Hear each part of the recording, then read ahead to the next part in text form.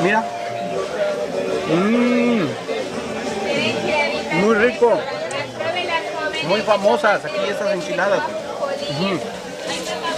Vénganse aquí a Guajutla para llevar o para comer aquí, miren. Riquísimo, ¿verdad?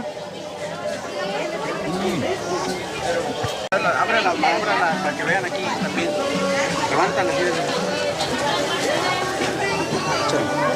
Sale para acá. Miren amigos, pues yo ya me armé de mi lonche del día, miren.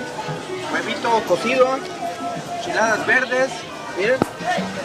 Vamos a probar las enchiladas verdes.